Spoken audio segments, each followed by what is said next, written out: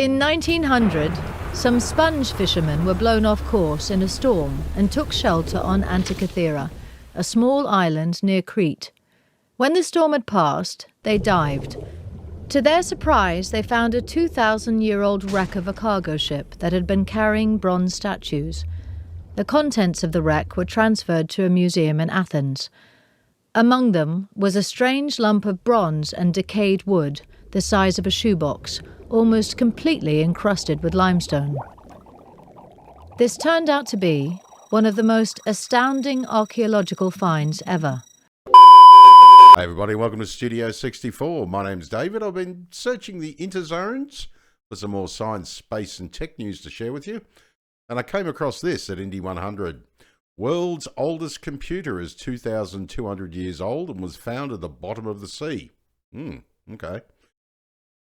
This should be really interesting, actually, because I know I know what this is about. It's I haven't had an update on this in years, and I would absolutely love to know more about it. Don't know about you, but I think this is fascinating. Next time you laugh nostalgically at the clunkiness of your childhood desktop, consider the oldest analog computer in the world, which dates back 2,200 years. Now, the device, which is now known as the Antikythera mechanism, was discovered by sponge divers in the Greek Mediterranean in 1900 when they chanced upon a shipwreck full of treasures. Now, as usual, I'll leave the link to the main article below the video, so you can pop in, check out the embedded links, go for a bit of a deeper dive if you want. Makes for a very interesting read, believe me.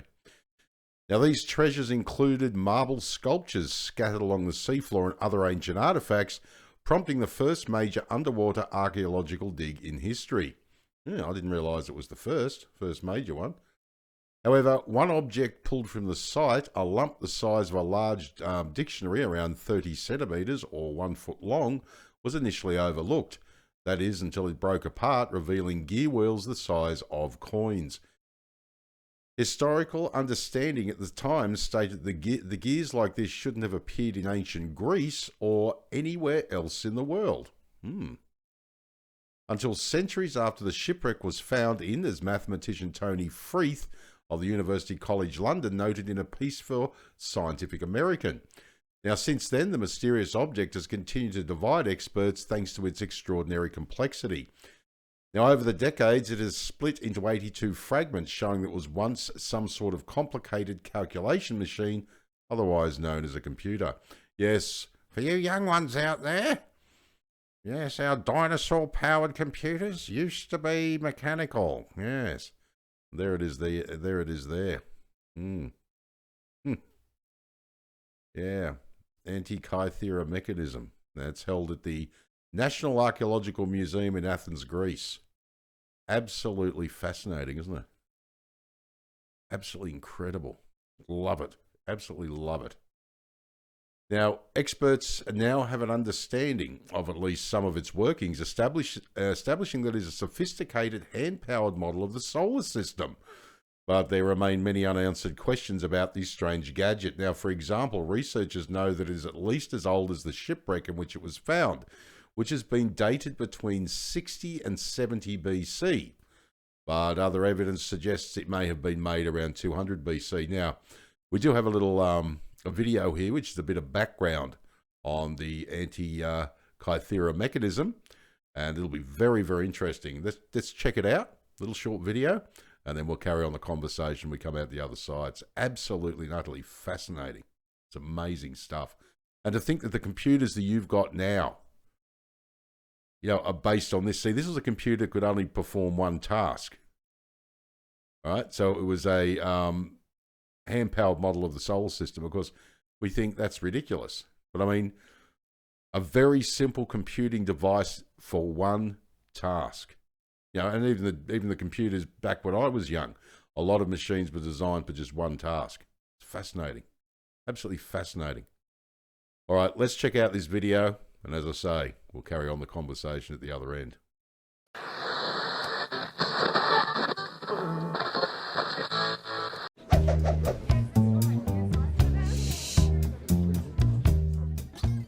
In 1900, some sponge fishermen were blown off course in a storm and took shelter on Antikythera, a small island near Crete.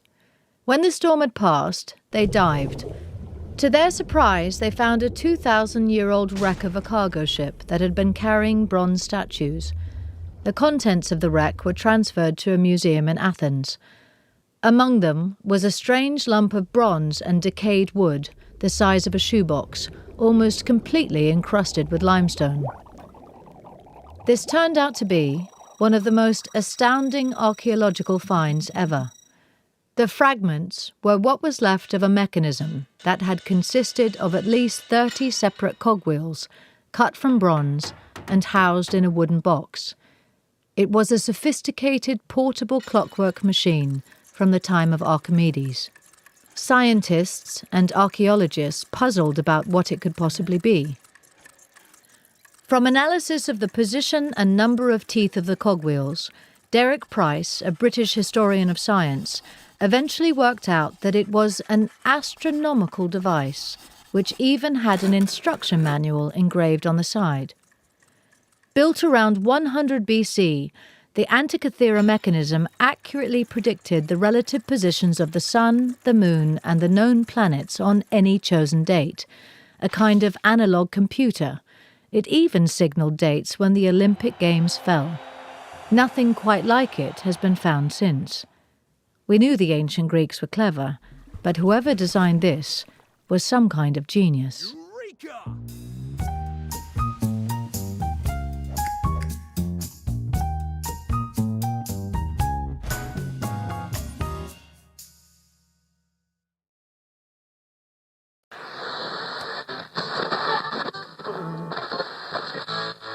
Well, that was amazing. As I said, I do remember reading about the Antikythera device mechanism, whatever you like to call it, when I was young, and it blew me away.